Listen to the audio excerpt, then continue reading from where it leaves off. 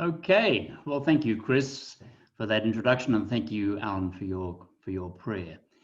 Well, folks, it's terrific to be with you this evening. I was asked if I would speak in very general terms about our economic circumstances, and I'm very pleased to have the opportunity. Chris mentioned that the bank meets next Tuesday, which is the first Tuesday in October. Had it not been for the case that I've not yet received the board papers, which arrive tomorrow, that I would not have been able to speak to in that event. But just in case you're wondering, no, the blackout hasn't begun because I've not yet received the board papers for October's meeting.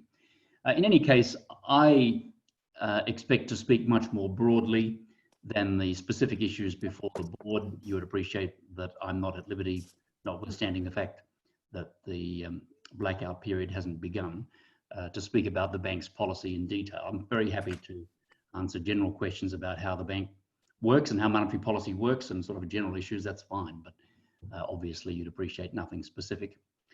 The other thing that's in the offing is the federal budget, which will come out the week after.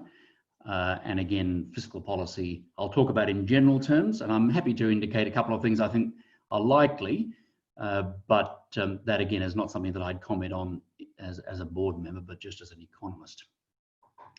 I've also been asked to cast, if you like, to try to address quite a wide spectrum of, well, should I say, familiarity, might be the best way to put it, with the sorts of issues that I'll be talking about. So if you're very familiar with some of the things that I'm speaking about, I'd beg your indulgence as I come at the issues from a somewhat more introductory level than perhaps you were expecting. And for those who've come along hoping that I'd just give a very general introduction to some of these issues, then please do feel free and welcome. That's my understanding. And I'll be very keen to have your questions if there are still things that you don't quite get from what it is that I'm talking about. To begin with, I wanted to say some things about this idea of a recession and what it is that we're presently living through, not just in Australia, but around the world economically. Obviously, I've got nothing to say about the pandemic. I'm not a medical person by any stretch of the imagination, but in this particular instance, the economic condition that we face is very closely related to the attempts to deal with the pandemic. And that's one of the things that distinguishes this experience from previous experiences of significant economic downturns. But I'm rushing ahead. Let me go back right to the beginning here. So economists measure the level of economic activity. So you think about the economy, it's people essentially buying and selling things. And as we buy and sell things, we basically generate what economists call the circular flow of income. So when I buy something from you and you receive some money from me, then that's part of your income. I get what you've got to sell and you get some money from me, and then you go and spend that money on something that you would want, and that becomes somebody else's income, and around we go. That activity, not unlike the circulation of blood, in the human body, can go faster or slower. You can have, if you like, high blood pressure or low blood pressure. That degree of circulation can vary. And this is where the analogy would break down. The sort of the faster the flow, although there are things that can cause stress in the body economic, generally speaking, the more that's flowing, the more goods and services are being exchanged, then the better off people are in a material sense, better off they are economically. Why is that? Well, there's plenty of money around, as people say. People find it easy to get jobs, and wages will be rising because people are competing to get labourers to come and work for them. And goods and services prices are likely to be rising, and that will stimulate people to invest more in the production of those goods and services, and new businesses can start. So there's a lot of things happening, a lot of economic activity. And at base, what that does is to give people choices. It enables people to sell things that they would like to sell in order to buy things they would like to buy, and they get lots of choices in doing that. And obviously, as their incomes are growing, then they're able to afford things that they would like to have, buy a new car, perhaps a bigger house, go on a holiday. All those sorts of things are occurring as the economy is healthily pumping around the goods and services. In ordinary circumstances, most of the time, that level of activity, which we measure with a term that we call the gross domestic product, which, as the name implies, is the total sum of what the economy produces, recognizing that that's just the other side of the coin from what we consume. So you just only have to measure one side of it. The statistician typically measures both sides so that he can compare the two to make sure that he's got some rough idea that we're in the right ballpark as far as this number is concerned. But nevertheless, it's the total value of the goods and services that are produced and exchanged. Final exchange of goods and services, the market value of that is what we're measuring. So just as an aside, when people make the point that the economist measure of gross domestic product doesn't include things that matter for human welfare, that point is very well taken. It's not something that economists don't understand, and it's not something that economists willfully ignore. But nevertheless, the point is well made. Things like environmental amenity, if you like, the amount of carbon which is produced in the atmosphere, unless there is a carbon price or some form of taxing mechanism, then that carbon can be produced. And the value of that carbon that's produced is not captured, it's not traded, it's not bought or sold, and yet, as we all know, it has an impact on human welfare and more environmental welfare more generally. So yes, gross domestic product is an imperfect measure. It's very highly correlated with much broader measures of human welfare. So there are plenty of people, in fact, including some countries, that try to measure human happiness, for example, as opposed to GDP, or broader measures of human welfare that go beyond the market. That's all good. And what we typically find is that the economist's narrow measure of gross domestic product is nevertheless highly correlated with these other measures. In short, the more gross domestic product there is, the more economic activity is, the more people can afford all sorts of things, like healthcare and parks and gardens and education services, not just bigger and faster cars and bigger houses and more fast food. We can afford lots of things that most people would regard as good and important for human well-being and prosperity. So they're correlated. Normally, as I say, in the normal circumstance, this gross domestic product, this measure of economic activity, is growing. Now it grows year by year, partly because the population grows. And as the population grows, either naturally or through immigration, there are more hands to put to the task. There's more input, as economists say, more labor, more people offering their work or their human capital, their brains, engaged in productive economic activity. And the more of that there is, the more input, then the more output there will be. So the growth of population is an important source of economic growth, and an important reason why the total volume of goods and services circulating around the system, all that's being bought and sold, would grow. More people here. When I was being taught economics as a student, my economics professor used to talk about immigration, for example, which is the major source of population growth for a country like Australia, producing economic growth because each migrant brings a mouth and a pair of hands. The mouth is obviously to produce demand, so the migrant will demand food and shelter and other goods and services, but at the same time, the migrant will supply, has a pair of hands, just as a way of illustrating that migration, increase in population will increase the size of the economy. The economy will also grow when we produce more tools. As economists call them, more capital goods, and that occurs through investment.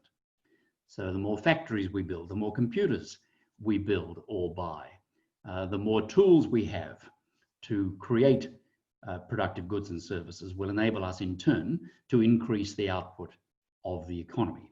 So economists will say the economy grows as we add more labor and we add more capital and their inputs. And the third way in which the economy grows is through productivity growth. And this is the most important one in lots of ways. where we just get more output per unit input.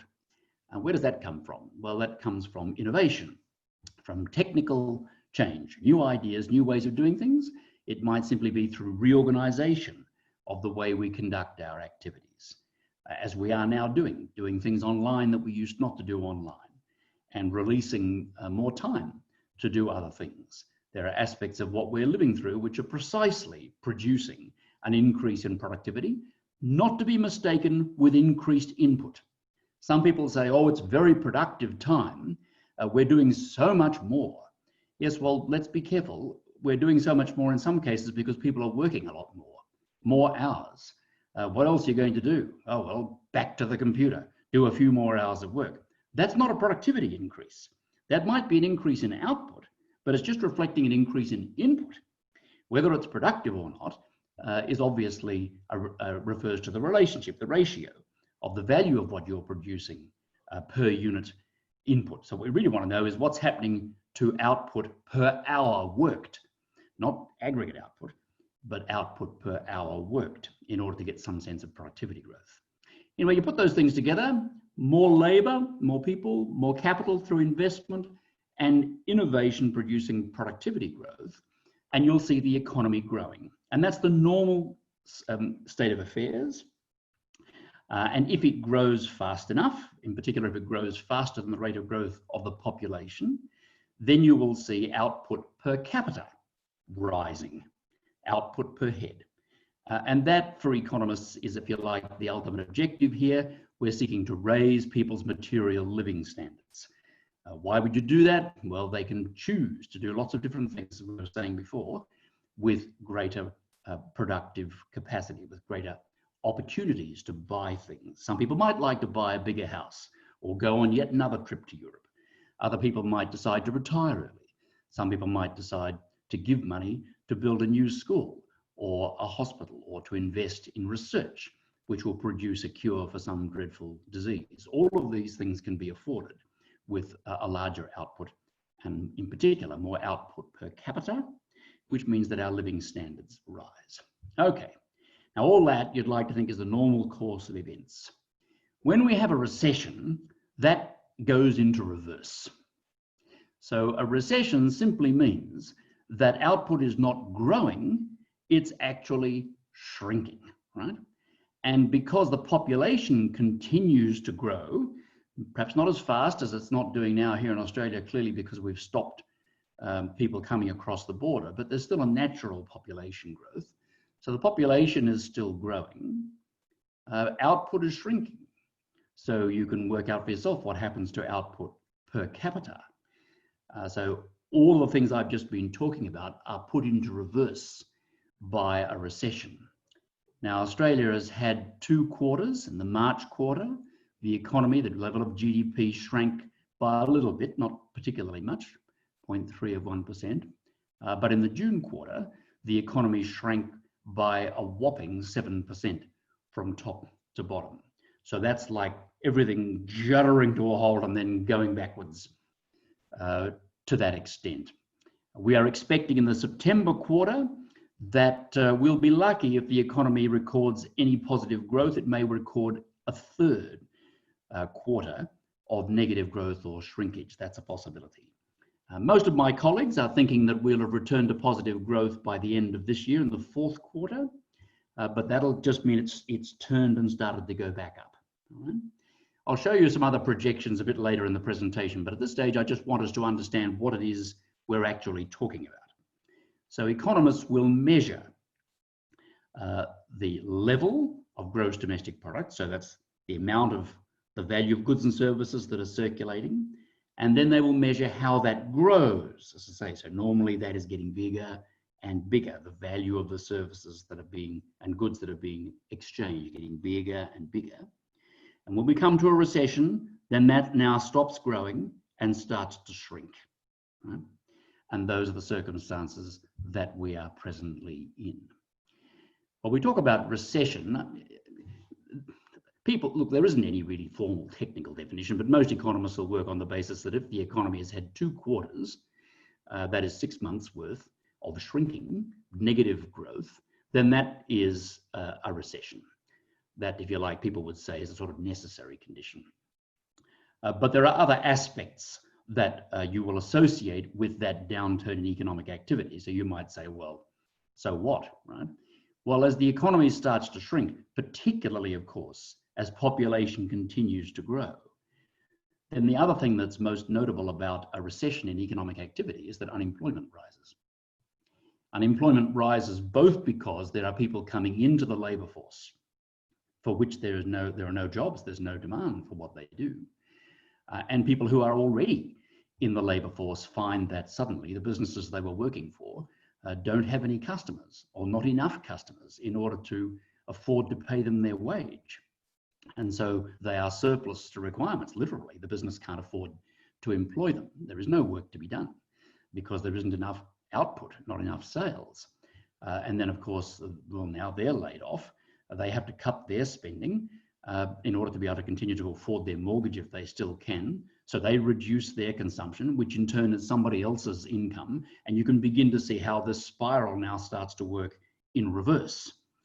That's the reason why a recession, and then the worst sort of version of this, a depression, I'll come to in a minute, is such a nasty thing. It is, yeah, sure, it's a reduction in the volume of trade and exchange, and you might think, well, that's sort of a interesting statistical phenomenon. No, it's much worse than that. The reason we get agitated about this is that it very quickly results in unemployment, people losing their jobs, and without some sort of support, as we've been experiencing this time, very quickly people find that they can't meet their commitments. They can't afford to pay their mortgages on a loan for their house. Of course, how long does it take before the bank then says, well, if you can't pay the mortgage, I'm sorry, we're going to foreclose, which means to say, we're going to sell your house, right? And regain the money, and you're just going to have to find somewhere else to live. I'm sorry, right? People find that they can't meet the payments on their cars and they lose the car. They find that they can't afford to buy enough, in extreme cases, of course, enough food, or pay the electricity bill, or pay the telecommunications bill. And you can see how all of that can very quickly create a great deal of hardship and stress. People who have borrowed money to invest in businesses find that suddenly their businesses have no customers. They have to lay people off. They can't pay the bank for the money that they borrowed to start the business, and the business becomes bankrupt. They owe people a lot of money they simply cannot pay. They become bankrupt, and then they've got to be pursued by lawyers in the courts, and it's a very nasty prospect. And this sort of thing we are mercifully at this stage experiencing to a much lesser degree than we have in the past, for reasons that I'll come to. But I just want to point out, particularly to younger members of our audience who wouldn't have experienced this sort of thing, we're not talking about just a thought experiment here. A recession, let alone a depression, is a nasty thing, and it's to be avoided as far as possible. And you might wonder why economists are always on about economic growth. And there's another argument we can have about growth in the environment. I understand that, I'm not dismissing it, but I'm saying to you, if you want to know why economists have a bias towards growing rather than being the same, let alone shrinking, it is because shrinking economic activity can produce human hardship on a very large scale very quickly. Okay, so where are we now? Well, we are in a recession, as we pointed out, and unemployment has certainly risen as predicted, but nowhere near as high as it might otherwise have done. And I'll come back to why that might be true in a moment. But it's also true that a lot of businesses are doing it very tough. They too are on a form of life support. And one of the concerns, of course, that we have is that as these different supports are taken away, then people are likely to find that a number of the things we'd feared would occur begin to appear as the supports are taken away. So our experience so far in this recession hasn't been anywhere as bad as it has been in the past. Forget about the global financial crisis, which by comparison was a relatively minor affair. In fact, even you can forget about the recession of the 1990s. I'm just going to clarify my image here briefly, bear with me. Why it does that, I don't know, but it fixes it up. In 1990-91 would be the recession that older members of our audience tonight would remember. That's sort of comparable to what we're experiencing, but even there, what we're experiencing and likely to experience is bigger than what happened in 1990-91. Those who were living in Melbourne at that time will recall that unemployment in Australia rose to 11.5% in the recession of 1990-91. And Victoria lost the State Bank of Victoria, went bankrupt, the fifth largest bank in the country. And there were a raft of other things that occurred at that time that were really very, very unpleasant. And the financial impact on the state government was also severe, and people lost money through failed building societies, things of that sort. Actually, you need to go back to the 1930s to find an experience which is sort of comparable to what we're now experiencing. Although the 1930s, the Great Depression of the 1930s, was worse than we've experienced to date, and much worse than what most economists, the great majority of economists, both in the government here in Australia, overseas in organizations like the IMF and the World Bank, the the OECD, and private sector economists, no one is predicting that we will end up in something like the Great Depression. But you've got to go back far. So it's, you know, it's sort of getting up to that. Let me give you some stats from the Great Depression experience here in Australia. So I said to you that so far the Australian economy has shrunk by a little over 7%, and we expect that to, well, it may get a little bit bigger, but then it's likely to come back up again. Right? And on year averages, we're not expecting the economy to shrink by more than 5. So where does the 7 come from? Well, that's a quarter. That's just one part of the year. When you take averages across the year, then we're expecting that the economy probably won't shrink by more than about 5%. That'll be the extent of it for this recession. In the Great Depression, the Australian economy shrank by 15%. That's 3 times as large. So that's one difference. A second difference is that in the Great Depression, unemployment reached 20% of the Australian workforce. That's 1 in 5. Now, at the moment, as you know, the unemployment rate, most recent numbers, it actually came down a bit. But the forecasts are that it would be at its worst probably about 10%. It hasn't yet broken above 10, that's for sure, and it's coming down the other way. People say, yes, but you're not including all those folk on JobKeeper. Well, put all the people on JobKeeper on the unemployment queue, which would have been the case in the 1930s, then you might get a number that looks more like about, say, 14. So yeah, it's in a ballpark, as I've been saying, but it isn't as severe as 20%. Then the third factor is this. The Great Depression, the Great Depression took 3 or 4 years to reach from its beginning to its depths, and then another 3 or so years to actually recover. So some people say that when the Great Depression started in 1929 with the collapse on Wall Street, that really the Great Depression didn't finish until the onset of the Second World War in 1939. That's 10 years later. Now that's an extreme length of time. I think most people might say that you were probably beginning to see things emerging back the other way by 1934, 35. But whichever, you're talking about years of negative growth and years of people being unemployed. We're not talking about that here in this experience. We may well have years of people who don't have jobs, but not years of unemployment at anything like 20% of the Australian economy, and certainly not years of negative growth of the Australian economy. So the Great Depression was far worse. And then you might ask the question, well, why was the Great Depression worse than what we're experiencing now? And that brings us to one of the things, well, 2 things really, but they are related, that distinguish the current experience from something like the Great Depression, or even the global financial crisis or the recession of 1990-91, which had these things in common as well. This is unique as an experience because it is an induced economic downturn, induced from the supply side. And what do I mean by that? Well, we're living through this, right? The government, as a means of addressing the pandemic and the health crisis, has essentially shut off that part of the economy which relies for its growth and survival on the gathering of human beings, on people gathering in places, or providing services one for the other. It's people being together, which is essentially where the transmission of the virus can occur. And that part of the economy, primarily the services part of the economy, or where people need to gather for production, is what's being deliberately shut off. The analogy that I use here, I said I wasn't a medical person and I'm not, but there is a medical analogy here that I think is helpful. It's very like the economy having been tourniqueted.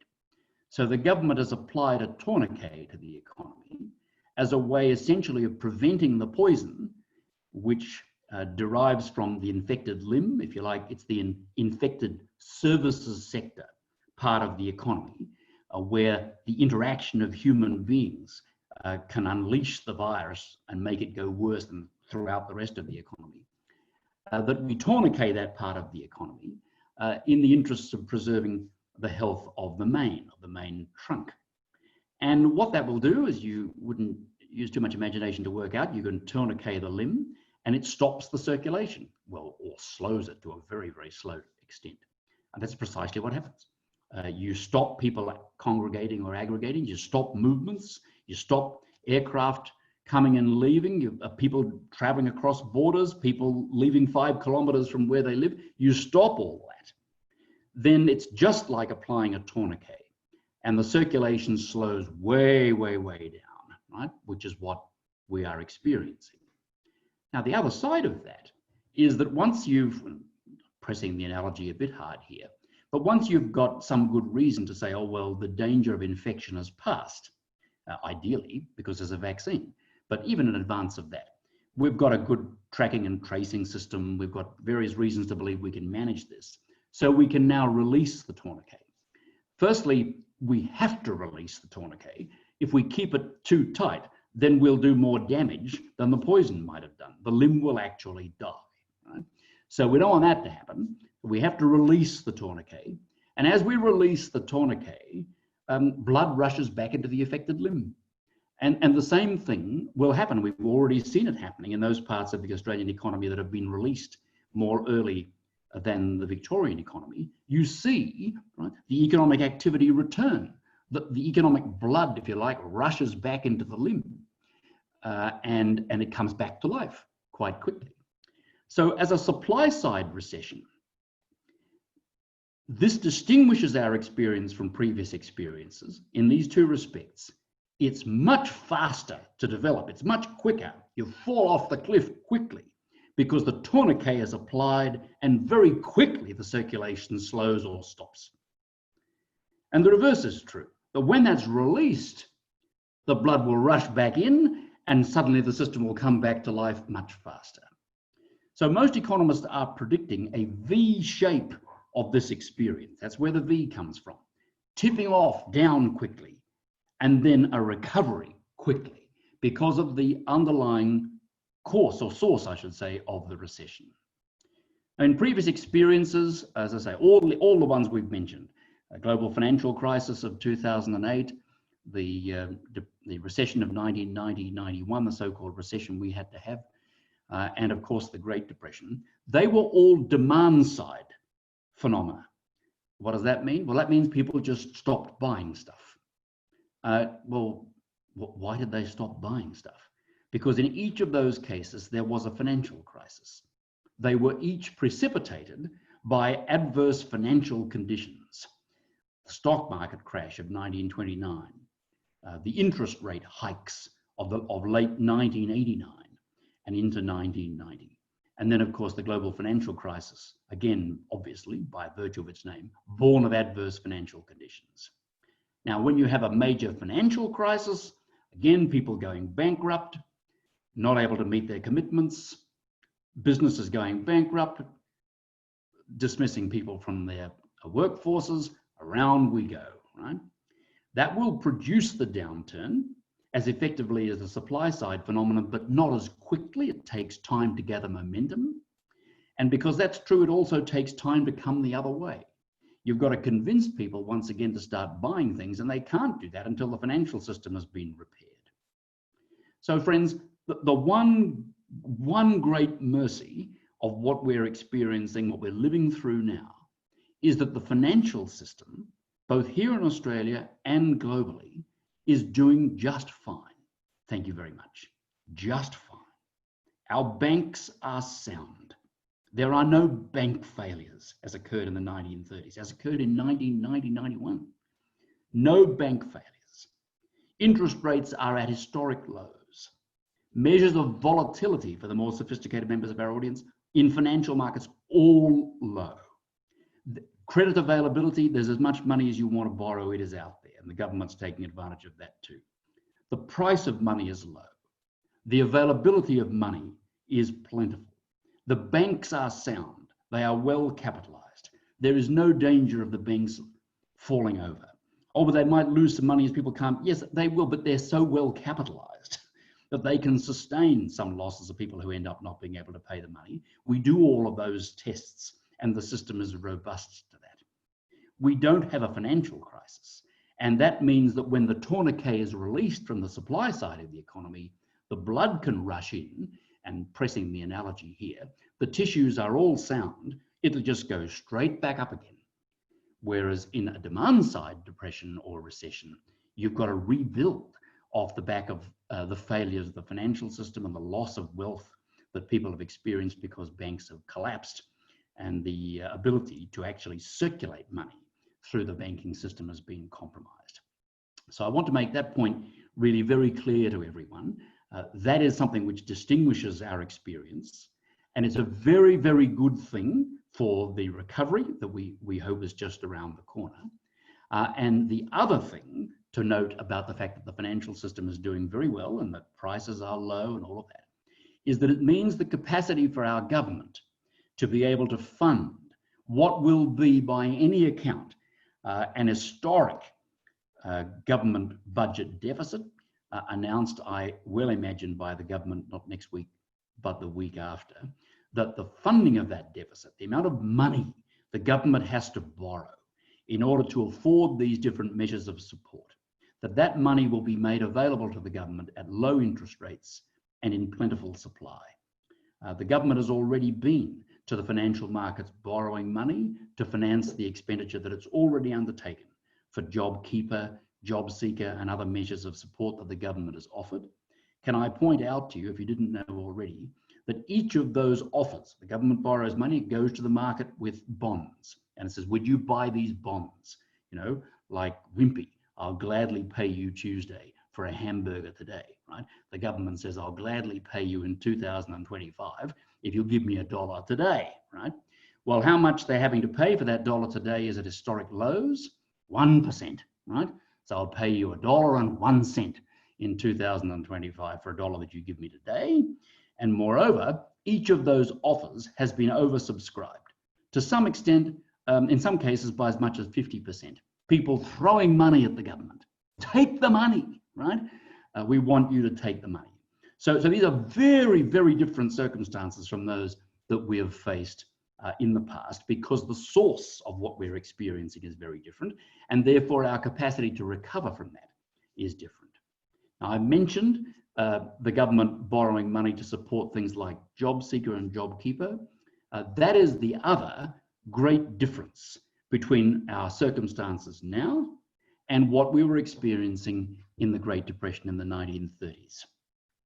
Basically, the theory of what economists call macroeconomic policy, the notion that the government should spend money to avoid the worst outcomes of depressions and recessions, and the idea of monetary policy, that there should be an attempt by a central bank, a government bank, to make money cheap if it isn't already cheap, to help, again, the private sector recover from things like recessions and depressions. All of those ideas were effectively invented in the mid-1930s. They came out of the Great Depression. So the Great Depression at its worst was not alleviated by any form of fiscal or monetary intervention. It didn't exist. It wasn't thought of, or at least systematized, until a man called Keynes, John Maynard Keynes, published a book in 1936 where all this was written down, right? Why you should do these things. And even then, of course, it took a while for people to accept that what Keynes was saying made sense. It fairly quickly was accepted and has now become the orthodoxy. So here we are in 2020. We are now applying not just tourniquets, but we are applying all sorts of other technology to try to minimize the damage which these sorts of events can wreak by the use of fiscal policy and monetary policy, government spending and borrowing, the Reserve Bank keeping interest rates down and supporting the capacity of the banking system to lend money. All of that machinery is at full tilt as well. So here, when the tourniquet is released, it's as if, and I know my medical friends are going to get stuck into me, but let me say this, right? That in addition to releasing the tourniquet, you apply some adrenaline to make sure that the circulation is rapid once the tourniquet is released and the patient, rapidly returns to some sort of good health or vibrancy. Well, that's what we're doing for the economy. As we release this tourniquet, there is sitting in the wings all of this demand side support through JobKeeper, JobSeeker, and the central bank's monetary policy to make sure that as quickly as possible, the economy will return to a more normal state of health. All of those things then support V-shaped recoveries. So I'm going to go now, Chris, to share my screen and show everyone some diagrams. There are just 3 or 4 of these to show you, which I hope will make it visually clear what I've been talking about. Now, these are economic scenarios that have been professionally prepared by my colleagues in Deloitte Access Economics. You can see Deloitte down the bottom there. I still have a relationship with the firm where I used to be a partner. And so these are calculations that have been made by my former colleagues using some fairly standard but also quite sophisticated statistical machinery. Now, what you're seeing there are diagrams that show you some history as well as some forecasts or projections. They're a little bit dated, I concede, because they were made earlier in the year, but these are in fact based on scenarios. So even though I've used the word forecast, I should have used the word projection there. There are 3 of these. There's an optimistic one, a base case, and a pessimistic scenario. And because in the circumstances it's much more difficult, given the amount of change we're experiencing, to be able to know with accuracy, or greater accuracy than we normally would, what the future might hold, the better thing to do for planning is to produce scenarios like this, which give us some idea of the extent, the sort of range of outcomes that we might experience, to give us some planning capacity. We can develop plans based upon the worst case, the best case, that type of thing. That's the logic. And those of you who closely follow the Reserve Bank's publications would have seen exactly something like this. In fact, the number's not so different that the bank prepared in its most recent monetary policy statement. So I'm just going to show you very briefly here these 3, the optimistic, the base case, and the pessimistic, and just show you what it is that I've been talking about. This bottom left-hand panel shows you the change in real GDP. It's what I was talking about, real gross domestic product. Real simply means we're forgetting about price changes. Given that inflation is so low, it doesn't make a lot of difference, but there you are. This is what we produce in goods and services, and that shows you the rate of change, right? The annual rate of change. So that's a rate of growth. When it's positive, the economy is growing. When it's negative, the economy is shrinking. It's your recession. And up here is the change in the CPI, so that's inflation. The CPI is the price level, so the change in the price level is inflation, year to percentage change in the CPI. And down here we have unemployment, which is again a measure of people who would like to work but have no opportunity. There's no job offer. They are looking for work but haven't found any. Now, this is an optimistic scenario. Based on all the things I've been telling you, we're saying, well, first thing to notice is the V shape that I've talked about. So I spoke to you about a sudden and precipitate falling off the cliff, and then an equally precipitate rise right out the other side and up again. Now, the optimistic side of this scenario says that that plunging over here into the abyss won't be particularly deep. Now, we've already experienced 7%. This thing says that it won't go any further than 10. So that's saying optimistically, we will expect to see another negative quarter on this scenario. But after that, it would turn. And it will turn quickly and run back up the other direction, to use my analogy, as the blood rushes back into the affected limb. And on an optimistic scenario, you'd see that very quickly occurring basically starting in the second half of this year. So by the December quarter of this year, we'd see that, and then rapidly picking up. It'll go out the other side and then return again to somewhat higher level than it was before, as the economy takes advantage of the change in productivity that we're likely to experience as a result of what has occurred. Here you can see inflation coming all the way down. We've already had one slight negative reading on inflation. This is telling us in the good scenario, you'd expect to see inflation come right the way down and then pick up slightly, but be well below the Reserve Bank's range, which is 2.5 to between 2 and 3% on average over the cycle, well below that. The unemployment rate on this optimistic scenario, you can see just above 8%, not quite reaching 9%, and then coming off, still being high some years down the track, but not returning to where it is now for some time, but not staying high for very long. Now that's an optimistic view. The base case scenario, which is the next one, differs in two respects: the depth of the downturn and the length that it takes to go back up again. The same V shape is evident, but the V is a little bit squashed, or spread out a bit, I should say. It's like a U, but squashed. It's spread out V. The depth is a bit greater, and the time that it takes to turn is a bit longer. So we would expect to see a return to positive growth by the third quarter of 2021, which is next year, right? Now, these are scenarios, they're not forecasts, right? But this is on the basis of what we had seen and what we were expecting. A negative for CPI, which we've already experienced, but not for long. Right? This one says you'd have a couple of them and then it would turn. And most economists are not expecting we'll have a second one, but let's see, this is a scenario. This also shows unemployment going higher to about 10%, and then trailing off as per the other scenario.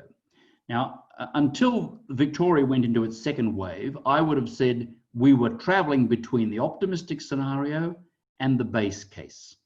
In other words, we were a bit better than the base case was showing, not quite so optimistic as the optimistic scenario.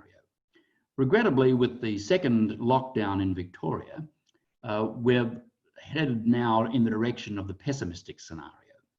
The pessimistic scenario was built on the basis of a second wave of infection, not just in one state, but in the entire country. So a second national lockdown, which was going to produce a double dip in unemployment and in inflation, and a much deeper recession, running down here, as you can see, to minus 14%, without any sign of recovery until the end of next year. And then a recovery, to be sure, but one which is much delayed. So much deeper, and a recovery, but delayed. And up here on this side, you can see unemployment going up, coming down as the second wave hits, going back up again, and staying high in the region of 10% for a much longer period of time. And here you can see inflation rising and then coming back down again, in fact, staying negative for a length of time on this scenario, with a risk of deflation setting in. This is a dark picture, right? There's no question of that. And we're not suggesting that this is what's happening. These are scenarios. But what I would say on the basis of where we are now is that in the optimistic side of the base case, we're probably now traveling on the pessimistic side of the base case. These are national figures on account of what has happened here in Victoria. This final chart just puts that information in a form that might be a little bit more easily digested. And it says, well, how long would it take to come back to where we would otherwise have been hadn't we had this experience?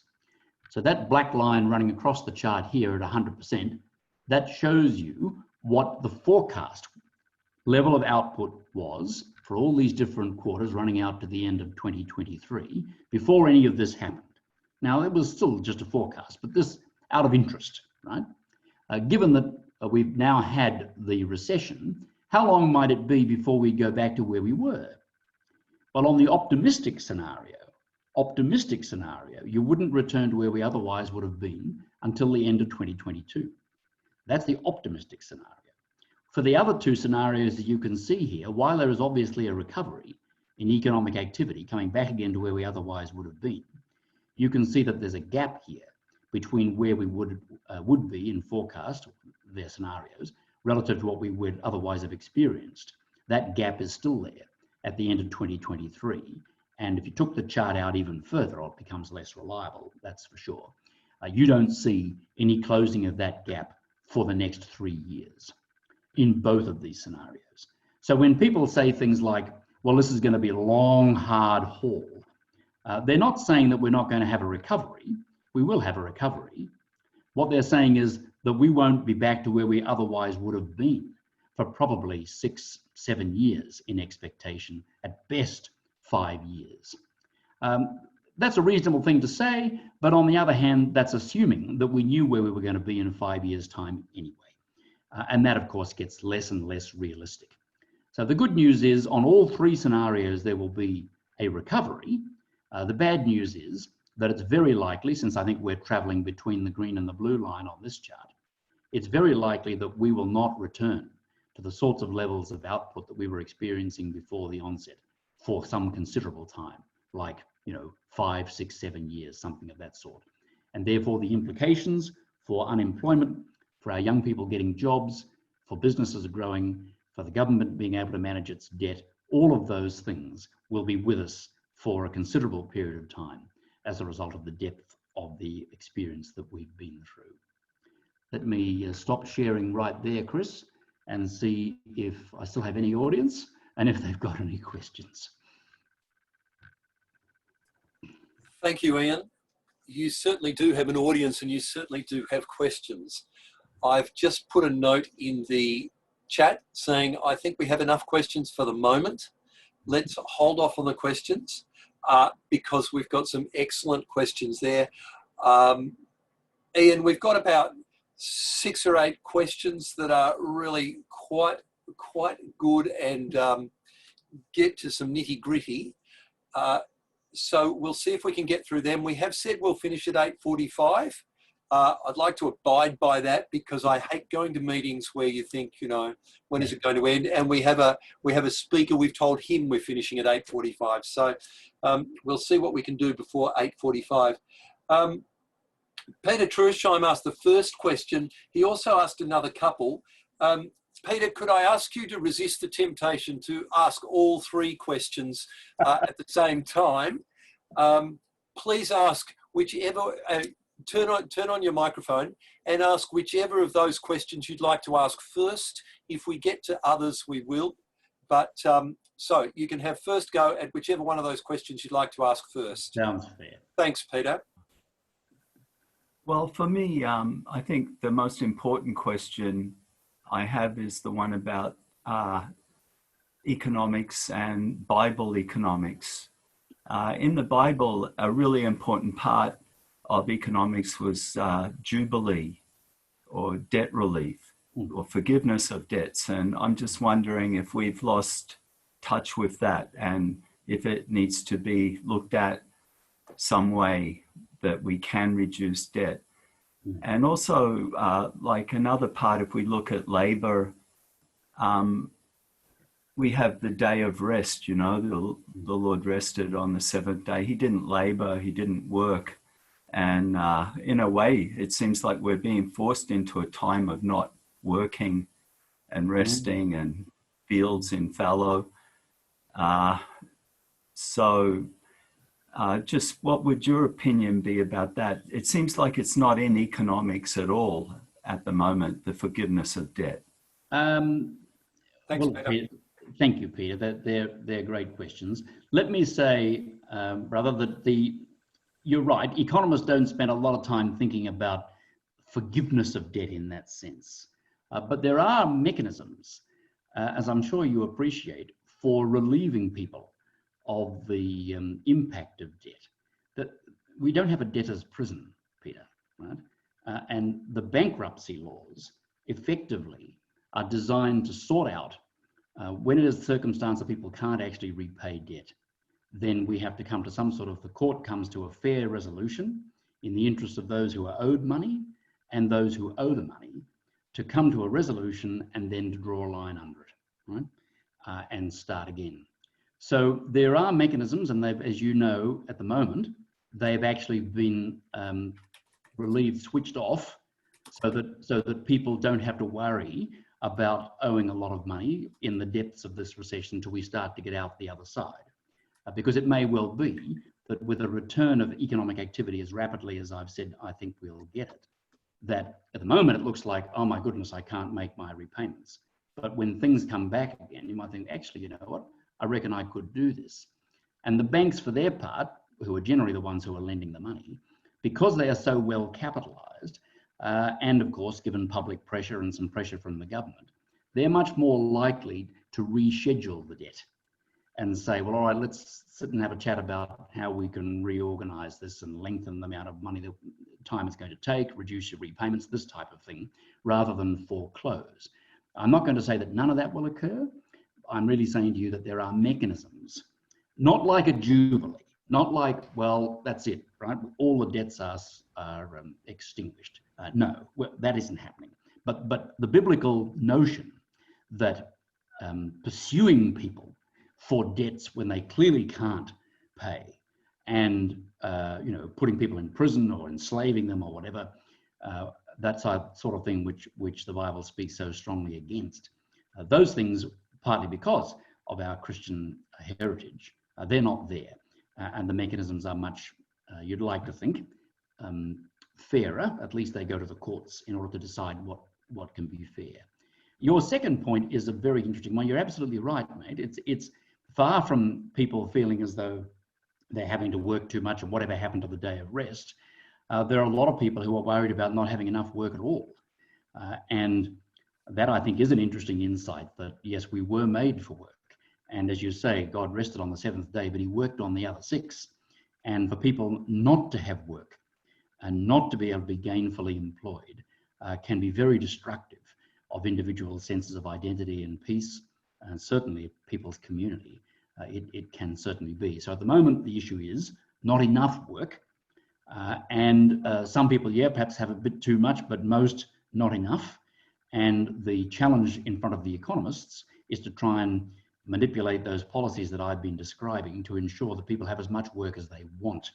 If they've got that, Peter, if they have as much as they want, well, then it's back on the individual as to whether you want to work 7 days a week or not. Well, you can make that choice. But if you can't even work 3 or 2 or 1, then for many of us, of course, that's a much more difficult issue when you don't have the choice. That's the point. You don't have the choice. At least if you've got the opportunity to work, you have the choice. Thanks, Peter. Thanks, Ian. Bruce and Judy, are you there? I wonder if you'd like to ask your question. It's just slightly more engaging if we ask people to ask their question audibly, even though we have it in the chat. Sorry, it's only Bruce here. I didn't change the name on the... Okay, Bruce, go ahead. Oh, that'll be fine, Bruce. Yes. I think we're probably all aware that there were comments early in the shutdown that it had some benefits to the environment. For example, air in the cities suddenly became much clearer. And just the other day when I saw a newspaper headline talking about returning to economic growth, I thought, does that have to mean an increase in consumption? I'm not restricting it to pollution, but does that mean that we can only have a flourishing economy by consuming more and more? Or I've been trying to imagine, is there any way that people can actually become more productive without increasing the use of resources? I'm prepared for a very short answer because I fear it may be no. The short answer, Bruce, is yes. That's exactly what productivity improvement is, my friend. Right? That's exactly what it is.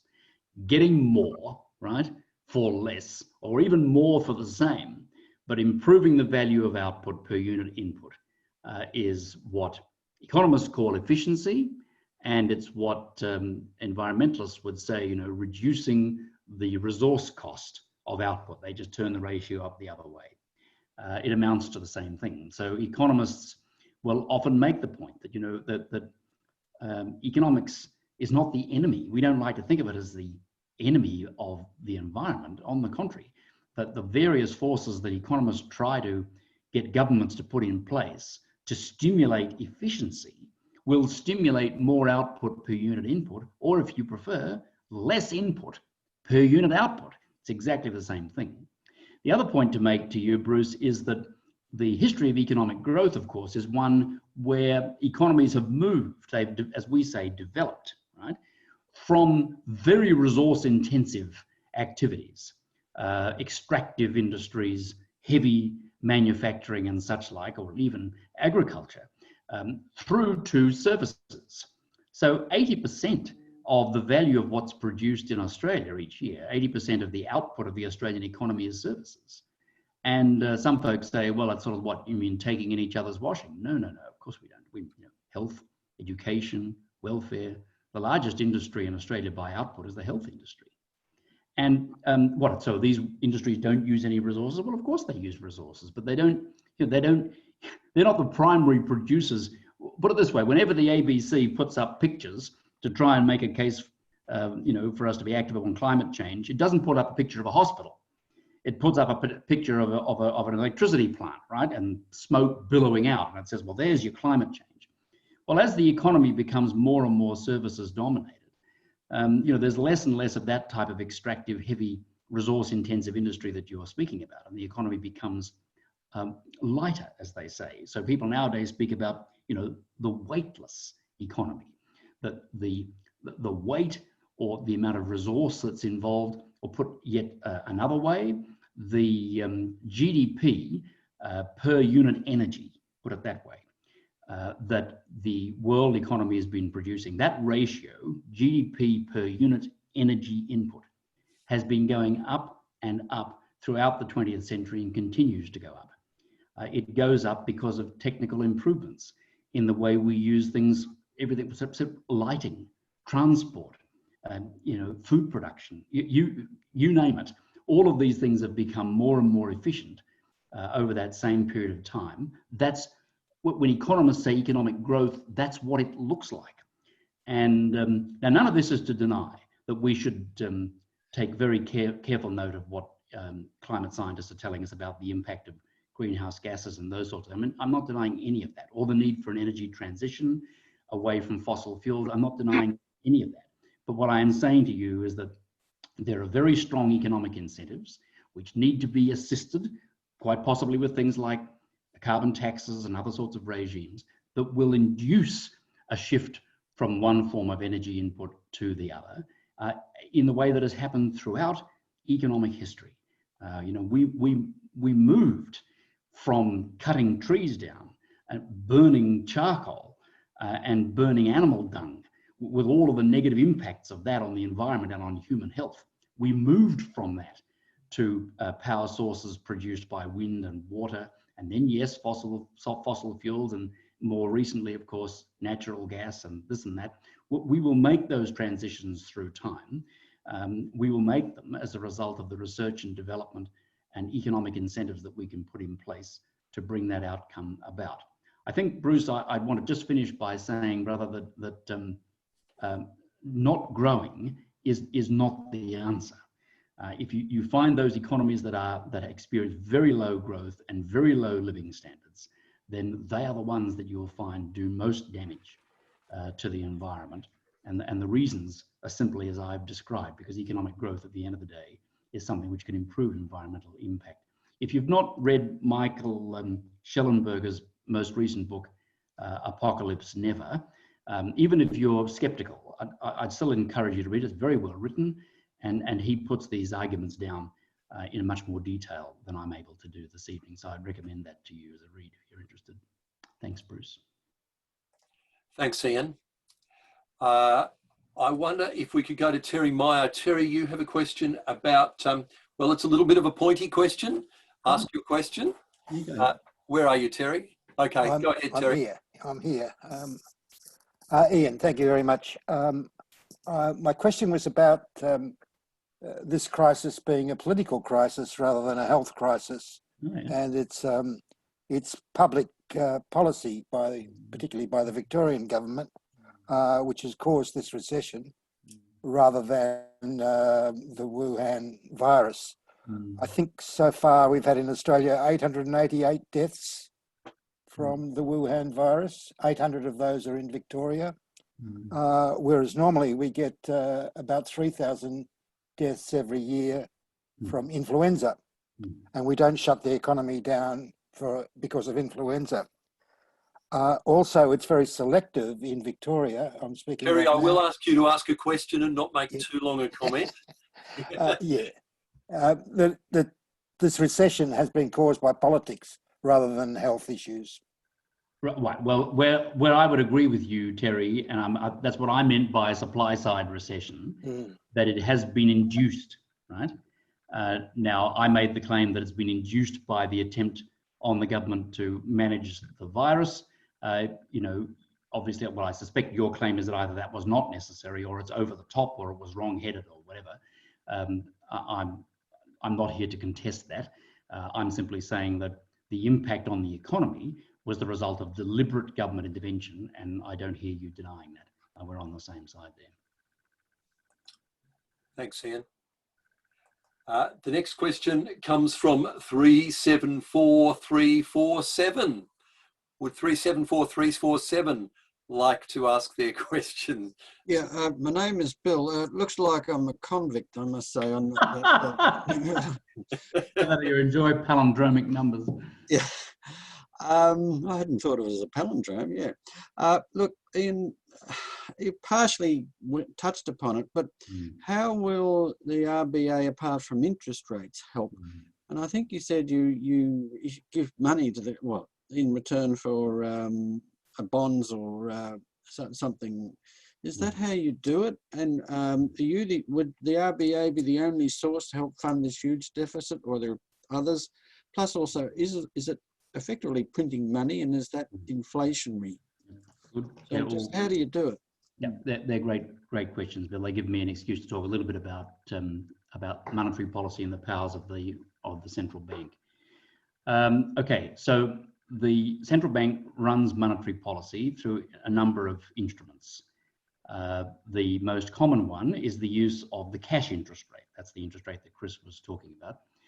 That's the interest rate which banks pay one another overnight for overnight loans of cash. They need cash to settle interbank debts.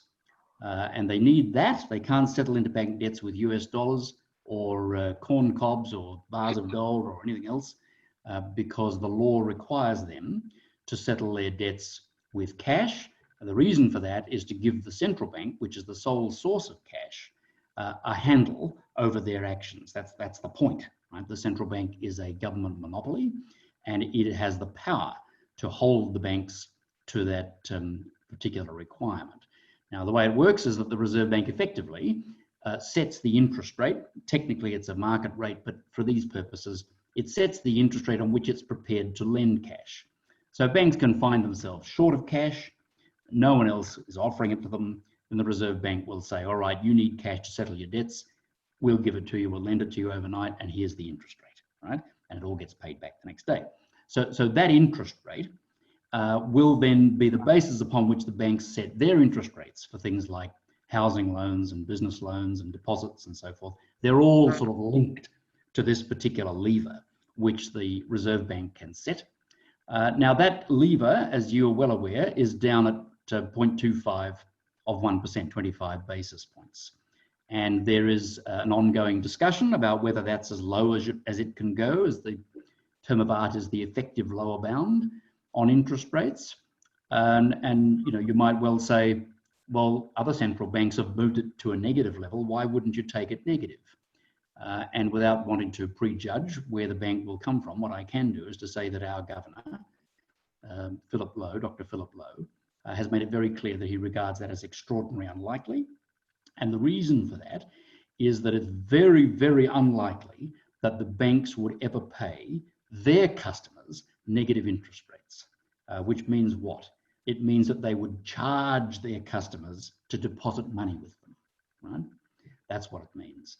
And so the banks themselves would be very, very loath to go there. And you say, well, why wouldn't they? The answer is, of course, that people always have the option. And believe me, many people are taking the option. The Reserve Bank is printing more currency notes at the moment than it has for a long time.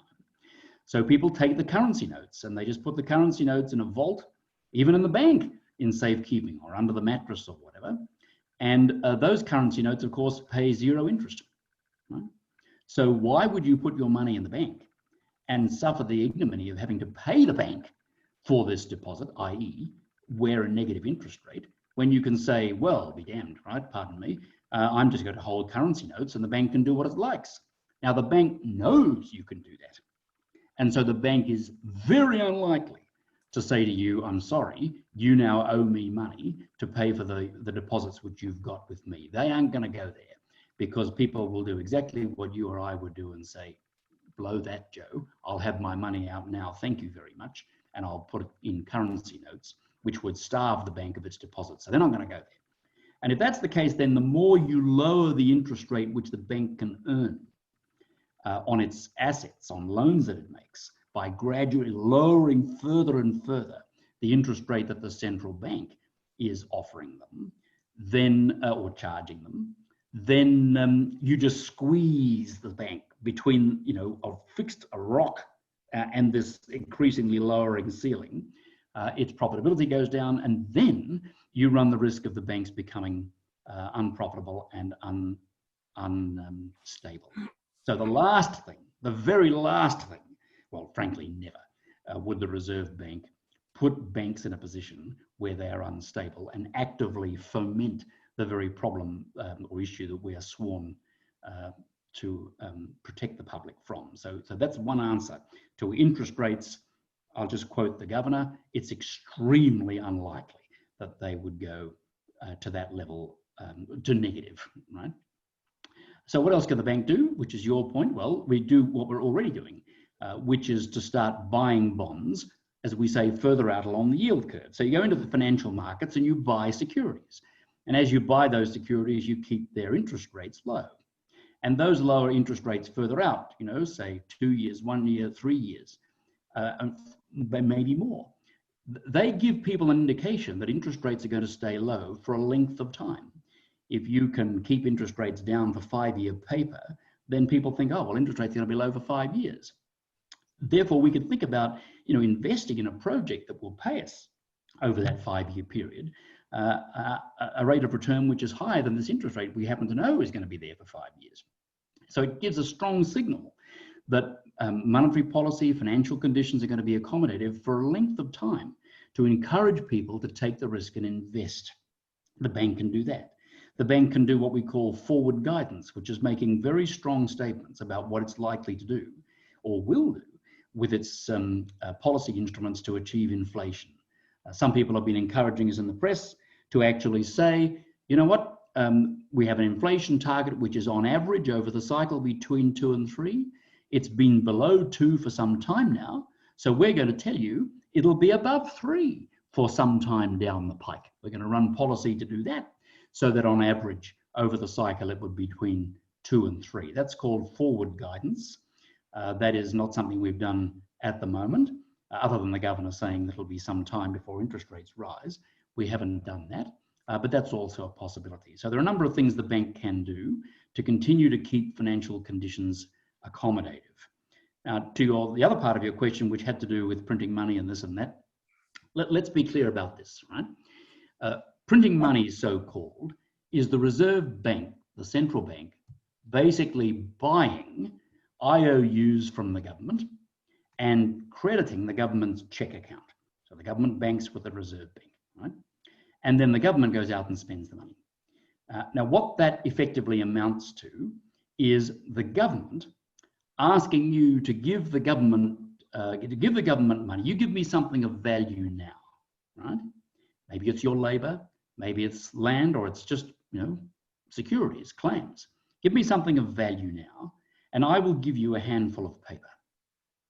Now, while people think that that paper's worth something, that game will continue. You can get away with that.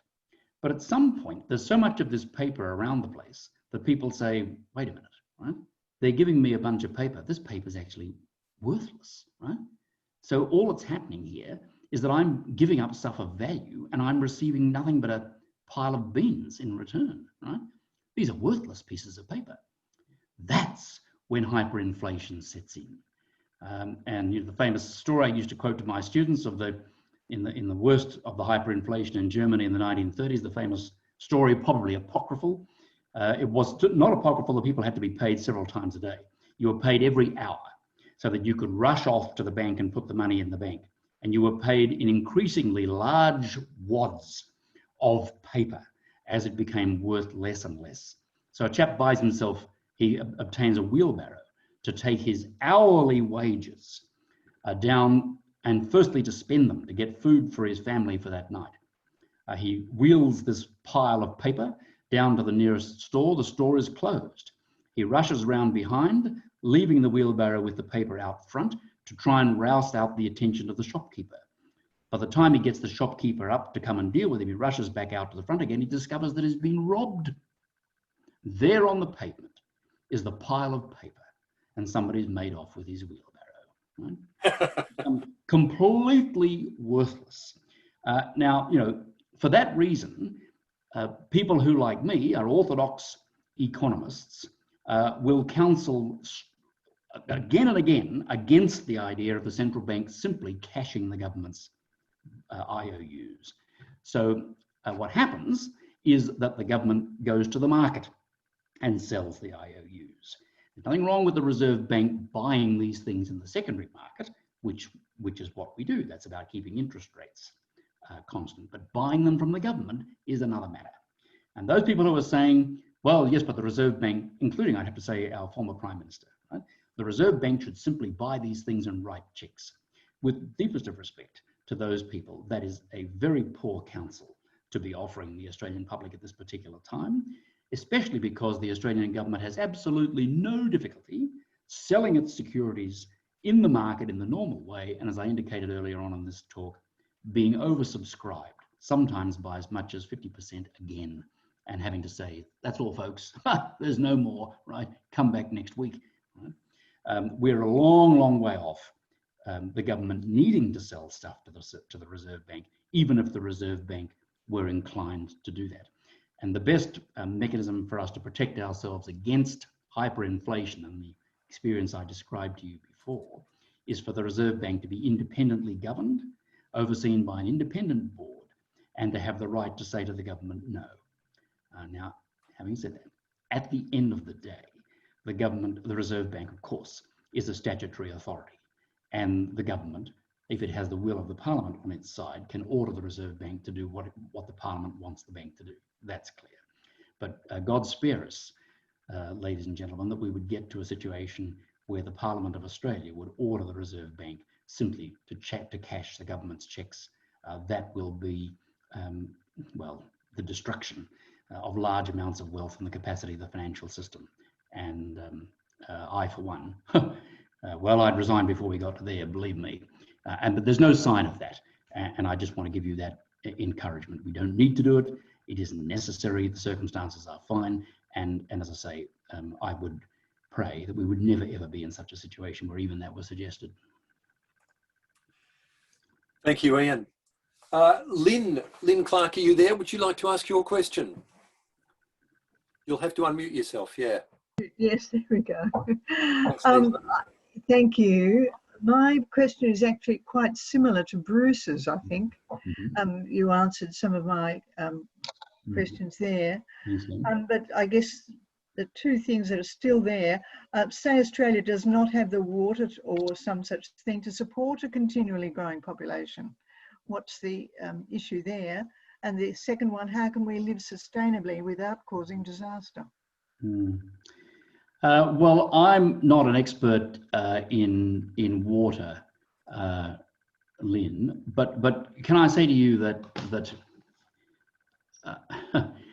again, the amount of economic output, well, frankly, my understanding, even in the area of agriculture, right, which of course is water intensive, the value of output, which we've managed to realize from improvements in agronomy and in other areas, horticulture and such like, by the much more sparing use of water, particularly in combination with fertilizer and such like, and the use of, satellite technology and this and that, has produced improvements in yield, in agricultural yields, far in excess of what anyone would have thought was possible on the basis of, well, good old science and technology, to be frank. Now, there no doubt there are people in this audience who are far more expert to comment on this than I, but that drives agricultural productivity. So, I want to make the point again that when you hear economists talk about efficiency, productivity, and things like that, you turn that on its head, that is less input per unit output. And one of those inputs is water, if you like, let alone arable land and other forms of fertilizer. We do that. Now, the same is true with the use of water to sustain, for example, cities and people. Again, technology and facilitates a much more efficient use of these things, starting with pricing water, which we didn't do for a long time. Once you start pricing things and reflecting to people the opportunity cost, the scarcity of resources like water, it's remarkable, Lynn, how economic activity responds and changes the efficiency of with which these resources are used. I mean, that's sort of obviously true in the case of oil. We reached peak oil decades ago. And the reason is that, notwithstanding the fact that populations have grown and people have more cars and all this sort of thing, the efficiency with which we use it has improved dramatically. And the opportunity to use substitutes has improved dramatically. If you've heard me speak before, you might have heard me quote Vaclav Smil and his book on the history of energy, which is very instructive on these sorts of issues. And he simply points out that one light emitting diode, which many of nowadays we use to light rooms in our homes, a light emitting diode is 50,000% more efficient than burning a candle. And what that means is that we have the same amount of light, in fact, and for some of us, a brighter and more pleasant light than the light that's being emitted by a burning candle. We have that for 50,000% less use of the underlying resource to provide that light, and that's just light. All other and where did that come from? It's come from a combination of economic incentives and innovation and technological development. So I think I would just counsel, it is very easy to assume, as many have done, and I don't mean to disparage people who do, take an essentially Malthusian view of the world, or a Club of Rome view of the world, if you like, that all of these things are being used up, and what are we going to do then? The reality is that time and again, our capacity as human beings to dream up more efficient ways to do things under the lash of economic incentives oftentimes has put the lie to the view that these resources are all going to be used up. The simplest measure of that, Lynn, is the price of commodities. If these basic commodities like copper, coal, iron ore, oil were increasingly scarce, these prices would go up and up and up and up. The reality is, we know too well in this country, including for things like coal, is that these prices just go down and down and down, which is why Paul Keating had told us we can't continue to be a commodity exporter and have a first world living standard. We need to go beyond that into services and advanced manufacturing, because these resources will get cheaper and cheaper. Why are they getting cheaper and cheaper? Because they are less and less scarce. How can that be if we're running out of things? Well, the reality is we're not running out of things. We either have much more efficient ways of using them, we don't need them as much as we did, or we have substitutes. That's been the history of economic growth. I didn't make it up. Thanks, Lynn. Ian, I'm sorry to contradict you, but we are running out of one thing, aren't we? Well, that's a fixed resource we have. You put the thing at 8:45. We are running out of time. I'm going to ask one more question. It's from Robert Brennan. I'm sorry to Kathleen, Peter for his other questions, and Anthony too. But Robert asks a question that's particularly pertinent, I guess, to Christians, because the language is Christian language. He says, could government be encouraged to include grace and truth into legal processes regarding the poor, in fact, everyone, for a period perhaps, or just now particularly? Yeah. Grace and truth. Yeah, it's interesting, isn't it? Well, look, obviously the justice system, Robert, is intended at some level to try to find out the truth in matters that are brought to trial using in the traditional adversarial forensic method. As you well know, it doesn't always get there, but the wheels grind finely and slowly, and there are levels of jurisdiction. So, if you like, the fundamentals of our system rely on adversarial, the clash of ideas, whether it's on the floor within the legislature as these things are debated, whether it's in the courts and we're hearing from two sides of the argument. This is driven by an attempt to try to get to the truth. It is difficult to legislate for that, to say, well, this is the truth, but for the obvious reason. We know the truth as a person, but even Christians can have a long discussion about what might actually be true or not true as it's worked out in the lives that we lead. It's a different thing from saying that we know the truth as a person. The other point I would make, Robert, is that one of the nice things about being on the board of the Reserve Bank is that the bank, yes, is sworn by the Act to look to inflation and unemployment. But there's a third objective in the Reserve Bank Act, which says that the board members shall use the powers of the bank as to the best of their abilities to secure, quote unquote, the economic welfare and prosperity of the people of Australia.